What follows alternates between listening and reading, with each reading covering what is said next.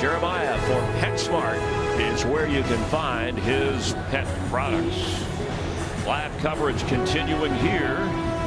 Night one of 2 nights. Best in Show. May we have the non-sporting group in the ring, please. 21 dogs competing here. 12 WKC Best in Show wins, most recently in 2020, the standard poodle Shiba. And as Nate mentioned a moment ago, the French Bulldog has won the non-sporting group 3 straight years, but still not that big picture Best in Show is still very popular. What do you like most about this particular group? Well, this group's one of the favorites of mine. I love the Chow. It's always a favorite, the standard poodle, and I think we're going to have to watch that miniature poodle. Yeah, and I think another big challenger is the Bichon. You know, Bichons are perennial favorites here, and we've seen quite a few go Best in Show here, and they're always appealing.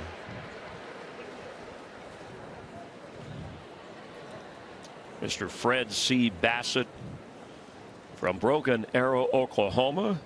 This is his 4th judging assignment at Westminster. And Mr. Bassett is the consummate sportsman. He's so well studied in certain breeds. Pomeranians is his primary breed, and he's judged their national specialty. And he's perfectly equipped to judge this diverse group of dogs. With Jason Hoke, Valerie Nunes-Atkinson, Chris Myers, and Michael Lefebvre. The American Eskimo dog, descended from the German Spitz, presents a picture of strength, alertness, and beauty. Bred to be watchdogs, they live to please and protect their family. This is an intelligent breed that delights in learning, as evidenced by its success in obedience and agility. This is American Eskimo dog, number 7. And Chris, you remember we talked about, I brought up the Spitz when we were talking about Pomeranians. This is another one of the Spitz breeds. So they have certain characteristics that are the same. The high set, pointed ears, the tail carried well over the back. And you'll see those traits as we talk about more of them as we go through. And they come in 3 different sizes. Platform. Correct. Standard, miniature, and I guess toy, right? Would be the other. Okay. And that, you know, that's based on their size, and they're all examined on the table. And we haven't talked about the apparatuses we use. Tables are used to bring the dog up to eye level so the judge can evaluate the dog. So we see dogs on tables. Right, we also see the ramp please. for the middle-sized dogs that can be judged on there. This is another male. We've had 2 group winners that are male dogs so far this evening. The Bichon frise originated in the Mediterranean area, ultimately arriving in France. The name means small dog with curly hair, giving the appearance of a living powder puff. This high-spirited little fellow is a wonderful companion dog. This is Bichon frise, number 27. Okay, on the light, please. Thank you. Great, thank you very much. Well, we got a high five there. Oh. You know, they were circus dogs sometimes. So this is, you know, they have such a spirit. They're always lively, and you know, and this dog, this is going to be a tough dog in this group because he's a number 2 non-sporting dog in the country right now, and he's another one that's really been doing well this year, and I've been quite impressed by him. And the trim is kind of the outline of the body, right? That's part of it. Sure, it shapes to the body of the dog. So you know, background. It looks very clean and sleek, but it actually is conforming to the shape of the body. And on the table, I think you saw that he checked the dog's coat as well. Did you see? It should spring back from his hand. Precisely. The Boston Terrier did indeed originate in the Boston area and was recognized by the AKC in 1893 as the first American-bred dog. The Boston's alert expression, lovable disposition, characteristic square head, and markings give him a style and the well-earned nickname, the American Gentleman. This is Boston Terrier, number 8. Out about as far as the non-sporting sign there, and then back. A Boston Terrier named Brewski has the Guinness World Record for the dog with the largest eyes, 28 millimeters in diameter. And named after the Patriot linebacker, he's now an announcer, broadcaster, Teddy Bruschi. But you didn't see that coming. I'm blinded by your wisdom, Chris. It's just, We have a lot of research. Where do you find this? All right, thank you. We have people that help us. We prepare all year. We have a year to prepare for this, so there's no excuses. well, you know, as long as the eyes are the correct size and it's a square on a square, we're good to go with the Boston Terrier. The Bulldog's traits of courage and tenacity have long made him a symbol of determination. Yet despite his tough guy good looks, he is a fun-loving and sociable breed. The Bulldog is most happy in his role as an affectionate companion. This is Bulldog, number 19. All right, so Valerie, we've already been at this a couple of hours, and so you're the handler with your dog. You've been through these kinds of things before, but this is the show of shows when it comes to dog shows. So how your energy, your dog's energy, how do you keep that up or under control? Well, I think for some breeds you want to keep it up, and other breeds you want to keep it nice and calm. So it depends again on the breed. How about for this group? Yeah, You would want it calm. Yeah, you'd want it nice and calm, not panting, enjoying the show, and this dog certainly is. But you'll notice it's unusual gait. Yes. And it's unusual top line. So they're big, strong dogs, low to the ground. Wider in the front and narrow in the rear. Pear-shaped. Kind of walks like a bouncer. A little bit of a roll there. And maybe looks like one from your bar. Woof woof. Could be. The Chinese shar-pei probably dates back to the Han Dynasty, about 200 BC. The name literally is translated as sandskin or sandpaper-like coat. Originally a multi-purpose farm dog, the breed has made a remarkable comeback from near extinction in the 1960s. This is Chinese shar-pei, number 7. Good, thank you. I noticed that tail. How common is that kind of a flip? Very typical in the breed. They call for that. Yeah, they want the tail to come up over the back. But is that unique just to that breed, or you see it in a few others? No, you'll see the tails come over the back in quite a few breeds. Some you don't want that. You know, a lot of the sporting dogs, you never want to see that tail come like that. But in a lot of these breeds, you'll see it in the next dog too, where the tail comes over the back. And only 2 breeds have that blue-black tongue, and the other you saw earlier, the Chow or Chow. Yeah, they'll be coming up soon. And the judge will actually open the mouth to... It's part of the exam. They must exam. have that. And you'll notice that on the next dog as well, where Mr. Bassett will open the mouth to check the pigmentation in the mouth.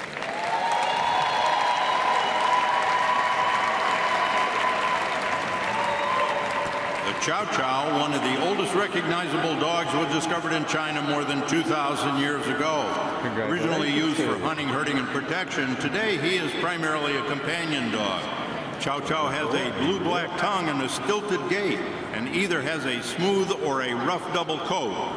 This is Chow, number 17. Boy, that's a full bite and then the mouth.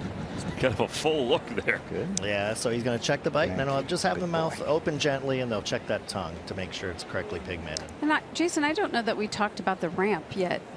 No, so that we talked about the table, and they examine the dogs on the table. So the ramp is used for the kind of the middle-sized dogs, and you know, because the Chows have such a heavy scowl, it's easier for them to see the judge coming from that height because they're at eye level with the judge, and it really makes the dogs feel more comfortable. And that's what we want. We want these dogs to be comfortable while they're being examined, so we raise them up a little bit so that they're making eye contact and they can see. You're not judged against that, whether a dog is lifted, whether a dog uses a ramp. No, nothing. It's not even a consideration. And this dog for this Chow from Fort Lauderdale, Florida. We mentioned Florida, the state with the most entries this year. Congratulations. Tales of 16th century pirates and shipwrecks around the Coton de Tulear, a breed developed on the island of Madagascar. Their name derives from the cottony texture of their coat. Cotons are agile, intelligent, quirky, and clown-like. They readily adapt to all lifestyles and have become treasured companions. This is Coton de Tulear, number 7. So if you're the handler here, is it your responsibility to keep this dog clean and perfect for especially this particular night? Absolutely. If your dog is white, it's going to come here white. And I guarantee these handlers that show these dogs are going to have them in the most pristine condition. And this dog shows. Also, what was interesting about this breed, when it is on the table, the tail is able to be just like it is now, hang down naturally. When it starts to move, it'll come back, and you'll see that it also has a nice rise over the loin. A head shake. He agrees. It's a cute face. The Dalmatian is known as the original coach dog. His endurance and natural affinity for horses led to his early role as the guardian of horse-drawn vehicles. His uniquely striking coat, coupled with his durability and loyalty, make him a popular firehouse mascot and devoted family dog. This is Dalmatian, number 22. Right. Good, thank you. More than 13% of Dalmatians are actually born deaf. Well, but you know, as preservation breeders, they do have a test for that. And so most of the breeders that you see here are going to clear that right away. With the Dalmatian, you want to have it be athletic. See that tail going back and forth, really distinctive black round spots. And You those don't want them spots- clumping together. Yeah, those spots, Valerie, at birth, there really aren't any, right? They kind of develop over 2 to 3 weeks. Right. They're actually born white.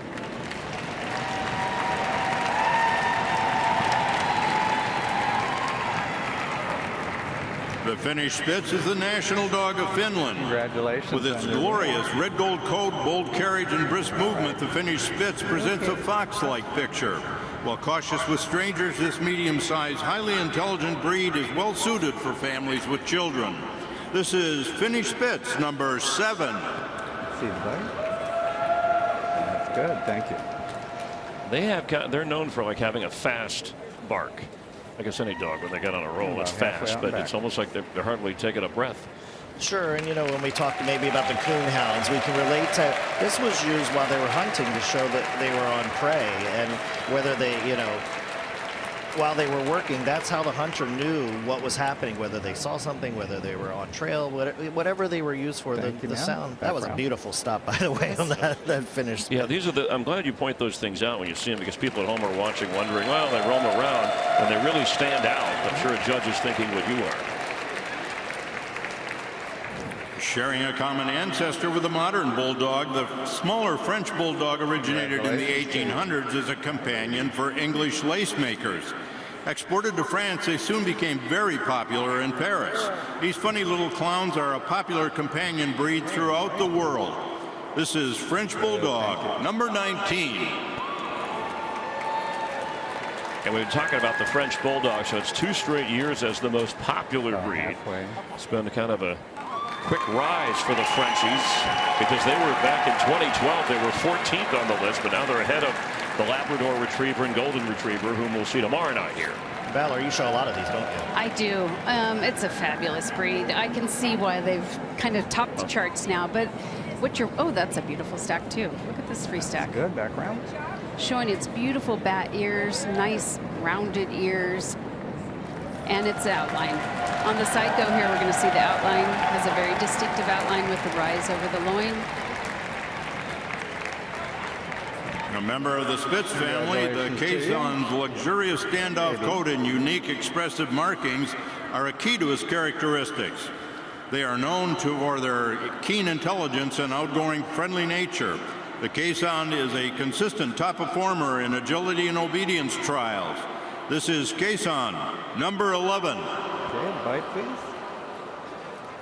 So we mentioned Kathleen Colbert a little earlier. Well, Joanne Reed is one of our greats of this breed. She's 82. She wrote this, so I'm not divulging any of her secrets. Okay, yeah, don't give away. She's 82 years old, and she's been showing for over 50 years.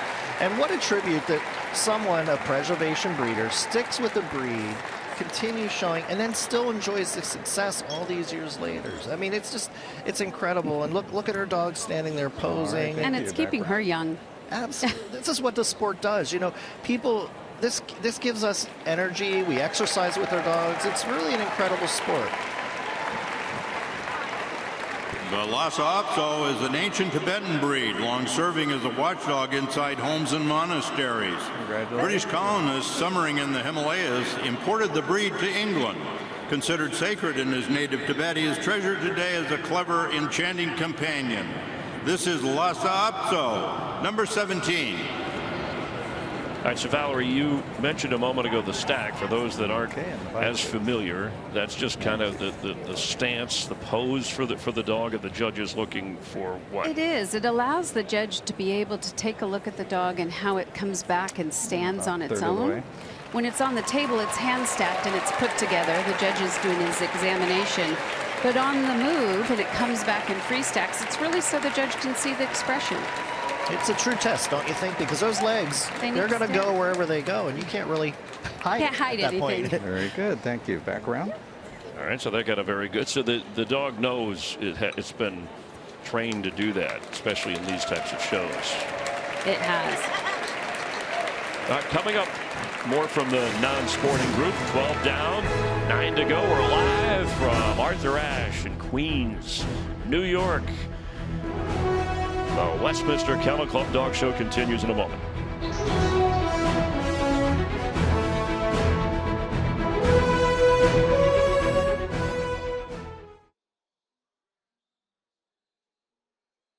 The Westminster Kennel Club Dog Show is presented by Purina Pro Plan. Live from Arthur Ashe Stadium. Back in September, Djokovic, Coco Gauff were the champs. U.S. Open. Who will be the champ here tomorrow night? We'll know. Right now, let's check in with Jamie. Thanks, Chris. And this year marked the return of one of the competitions where being wet behind the ears is encouraged. Dock diving at Westminster was back with a splash. Dogs of all shapes and sizes put on quite a show Saturday. A pool of participants ranging from miniature poodles to border collies. They splished and splashed their way through a range of harrowing dives. The fearless pups clearly having an absolute ball, yet quite serious about their poise, their form, and their finish. And once the fur dried, the results were in. The senior lap division was won by Sarah, the miniature poodle, and a pair of All-Americans, Kona and Mr. Loki, took the master and elite laps. Aria and Froggy, both border collies, were the top dogs in the senior and master opens, while the elite and premier opens were dominated by Belgian Malinois, Dega, and Jameson. Let's get back to the judging. Depicted in art since the 1400s, the Lowchen translates from German as little lion dog. The breed originated in Central Europe as a companion dog.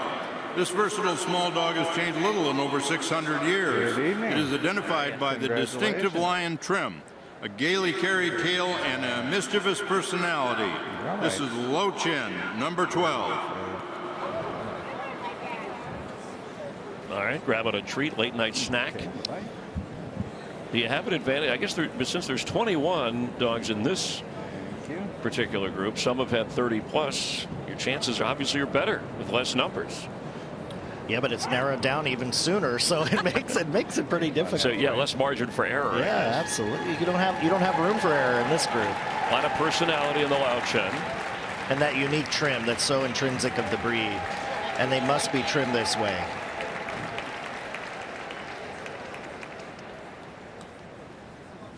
Great little stop. Look at that. Please. Yeah, another one looks like he's wearing socks or. Yep, part of that trim. Part of that trim they have to have.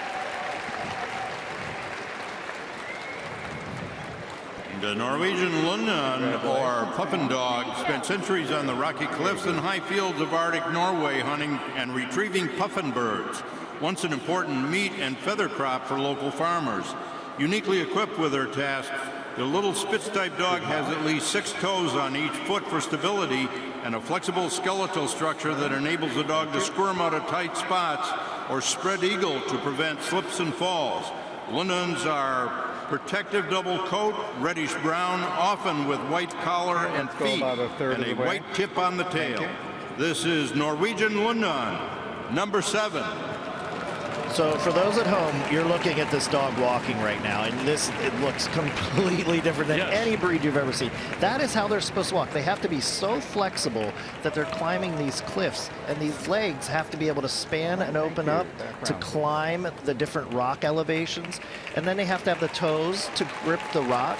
So this is very specific to that breed, and it's not incorrect. Poodle is a very old hunting dog of unknown origin. Germany and France both had their poodles, but it was the French who made it their national dog. Poodles come in 3 varieties based on size, but they're all one breed. In this group, there is the standard over 15 inches, the miniature under 15 inches, but in excess of 10 inches. The toy poodle was exhibited in the toy group. This is miniature poodle, number 16. And they are one of the smartest breeds, thus the name Sage.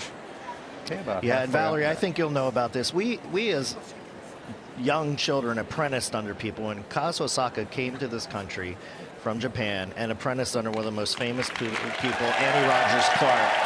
And this is his last show. And I assume Sage is retiring too, but this is Kazu's last show after decades of dedication to the poodles. And, you know, I commend Kaz on everything he's done for the sport and the breed. And I'm very sentimental. Oh, and that's okay. You know, good. a little Thank jump you. there Back shows around. some Stops perfect personality. then, yeah. Yeah, we want him to have personality. They're not robots. Kaz Osaka is the handler. Correct. Kaz is the handler. That's a female here. Oh, she looks beautiful, doesn't she? Yeah, wonderful. Here on the standard poodle, the clip we see today in the show ring is derived from practical considerations. The coverings on the chest and joints protected these areas when the dog was retrieving game in the water. And the puff at the end of the tail is said to be a French jab at the British lion. This is standard poodle number 33. So we have a run on poodles here, as Michael Lefebvre said. Are the personalities, we see the physical differences, are the personalities that different?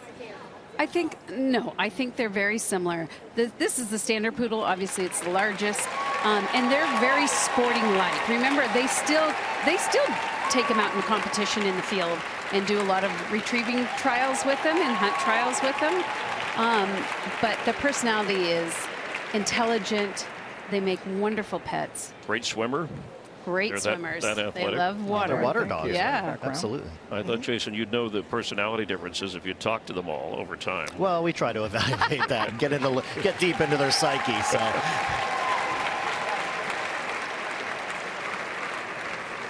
Congratulations. Schipperke originated in Belgium. He is an active and agile watchdog, vermin hunter, and devoted family pet. Schipperkes are adaptable at home both in city and country environments. Their unique coat pattern and silhouette distinguish them from other breeds. This is Schipperke, number 10. So something so unique, we're looking from above, and you can see the delineation. You'll see it in a shading actually here, but the delineation of the different patterns of coat, it actually changes as you go down from the neck to the shoulder, the cape, and then through the rear of the dog, and it's a breed characteristic they must have. And Jason, the cape, explain what the cape is, because it's actually... Sure, so it's a difference in the length of the hair and the way the coat lays. So you'll see this strong delineation as a judge, and that's so important to us because we want to see that when we're judging them.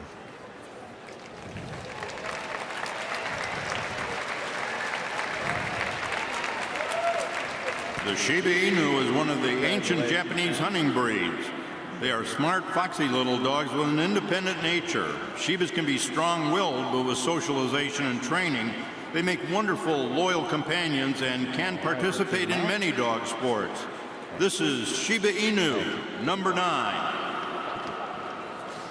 So we're back to that repetition now of the Spitz breed. And this is actually the smallest of the Japanese Spitz breeds. And you'll see these hooded ears. You know, that's very important in this breed too. And when we say hooded, it means the ears tilt forward. And that's a little different carriage than we see in some of the other dogs where the ears are held straight up. So it's all these little defining features that make each individual breed and the dog being shown great. And as Fred judges this group, that's what he's judging them against. They're not being judged against each other. Right, those small details. The Tibetan spaniel originated in the Himalayas over 2,000 years ago. Their keen eyes and ability to see great distances made them exceptionally good guard dogs for Tibetan monasteries. These little lions are alert, intelligent dogs who thrive on human companionship. This is Tibetan Spaniel, number 20. So the neck covered with a third of the way, it'll be good. Okay. Kind of a mane or a shawl, right? Of long hair. Yeah, so, and that gives it that Tibetan look. So, you know, we'll have that Tibetan Mastiff. the Mastiff later, and that's what we're looking for. Is and that's another small trait that's so important. Resembling almost the Asian breeds versus not the traditional spaniel. Correct, and then these compared to the Pekingese have a small head for the body as well. The third of the 3 native Tibetan breeds in the non-sporting group is the Tibetan Terrier, also bred and raised in monasteries well over 2,000 years ago. The breed was called a terrier because of its size. He is a dog of great agility and is prized as an intelligent, loyal, and affectionate companion. This is Tibetan Terrier, number 11. That's good. Thank you. People at home probably wondered, does a dog like that shed a lot? It's hair, so it'll, it's going to be... it'll break off a little bit, as we condition them, which David Murray does so well, as you saw with the Havanese. He doesn't like it to break off too much, but this breed, actually, we don't want the hair to grow to the ground. It's actually incorrect to have the hair like the Maltese go all the way to the ground. And you're judged on that. And we want it to be natural. So if you don't want to have a dog that has this long draping coat, this is actually more correct to have. You can see more light under the dog, and that's required by the standard.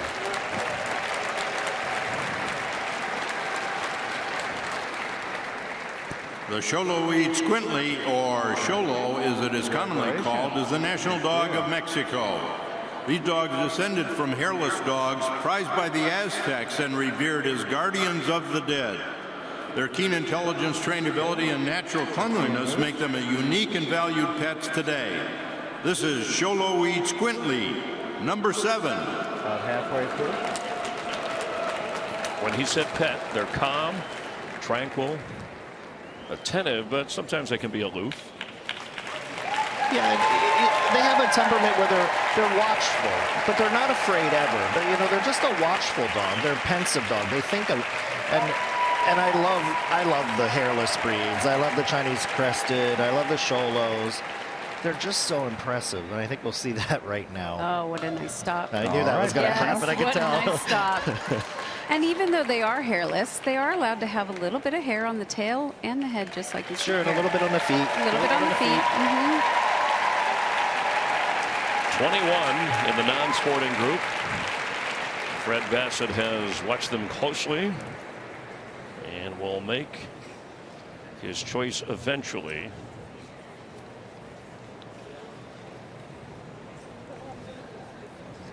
Now, Valerie, don't you think right now this is where you're making sure your dog's legs are placed properly, you're getting a little expression from the side? Yeah, you're wanting to make sure that you get that last look from him. Hopefully make the cut, which he's going to do right about now. Bichon. Facing this way. Thank you. Boston. Boston Terrier. Chow Chow. Chow Chow. Dalmatian. Dalmatian. Keeshond. Keeshond. Lhasa. Miniature poodle. A small group, like you talked about earlier, but really deep in quality. Okay. Are you leaning one way or the other yourself here? Oh, I think I'm for Cause. It's his last show. Okay, sentimental favorite. Okay, let's back up. We can default that way. We've known him so long, but that doesn't take away from any of the other dogs, and that's not going to weigh into Mr. Bassett's decision. I don't even know that he knows that. Yeah, he probably isn't aware. Yeah. And the crowd cheering doesn't influence the judge, does it? No. If they love a dog, they love a dog, whether it's cheered for or moderately or a lot. Here goes the Boston Terrier. And the Chow Chow. That beautiful stilted gait. Yeah. You can see the difference. And you can see that now with the Dalmatian. The legs are extending. That's not correct on a Chow, so that's what you want to see. The Keeshond, beautifully compact shape. Yeah, for the same group, a lot of different gaits. So diverse, yes. Susan Giles with her Lhasa. She's been a great breeder. There we go. I think they'll come down. The house will come down for this one. A lot of cheering for the... she's looking great. She looks fabulous. I love to see all the dogs looking great. Ooh. Win or lose, the dog looked great tonight. All right, let's bring the miniature poodle out. Oh, good for Cause. Oh, that's great. That is great. And the Chow Chow. Beautiful Chow. I love that breed. Endearing Keeshond breed.